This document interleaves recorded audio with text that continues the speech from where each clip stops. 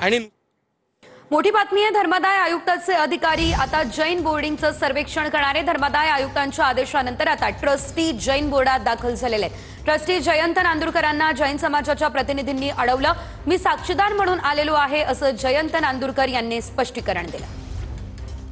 कागदावरती सबमिट केलेले आहे, त्याच्यावरती प्रेयर हॉल म्हणून मेन्शन आहे। बस एवढंच मी या खटकेला सांगू शकतो।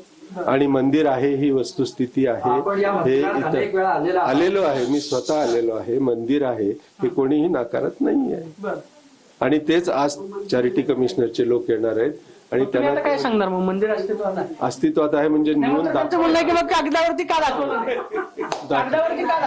आता प्रेयर हॉल त्यावर मी आता या कडेला भाष्य नाही करू शकत, पण प्रेयर हॉल मंदिर हे त्या जागी आहे। हेच पुन्हा आजही चॅरिटी कमिशनरचे लोक आल्यानंतर दाखवण्यात येईल।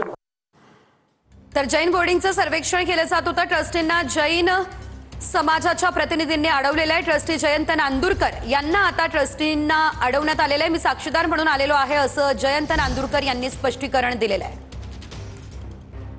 जे आहे ते या ठिकाणी दाखल झाले आपल्याला पाहायला मिळतात। या ठिकाणी सर्वेक्षण जे आहे ते त्यांच्याकडून केलं जाते।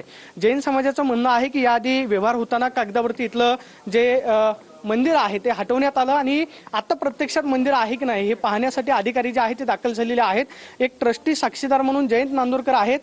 जैन मुनी सुद्धा या ठिकाणी दाखल झालेले आहेत। आपण पाहतो की दुसऱ्या बाजूला हे सगळे जैन समाजाचे कार्यकर्ते जे आहेत आक्रमक झालेले पाहायला मिळतात। काही काळ ट्रस्टींना सुद्धा या ठिकाणून अडवून जे आहे ते ठेवलेलं होतं आणि या ठिकाणून आम्ही हलणार नाही अशा पद्धतीचा पवित्र आपण पाहतोय की घेतलेलं आपल्याला पाहायला मिळतोय। हे सगळे आपण पाहतोय की घोषणाबाजी करत हातामध्ये फलक घेत हे सगळे आपण पाहतोय की जैन नागरिक जे आहेत ते आक्रमक झालेले पाहायला मिळतात। दुसऱ्या बाजूला या ठिकाणी ट्रस्टींकडून सर्वेक्षण जे आहे ते केलं जातंय। मुनीजी या ठिकाणी दाखल झालेले आहेत। मुनीजी आता ट्रस्टींचे अधिकारी या ठिकाणी आलेले आहेत। एक ट्रस्टी सुद्धा आलेले आहेत। ट्रस्टींना विचारलं की झालेला व्यवहार कायदेशीर आहे का, त्यावरती ते म्हणतात की ठरवण्याचा अधिकार कोर्टाला आहे। देखिए, अभी चैरिटी कमिश्नर की ओर से यहाँ पर इंस्पेक्टर आए हुए हैं तो उनके साथ बात होनी ही है।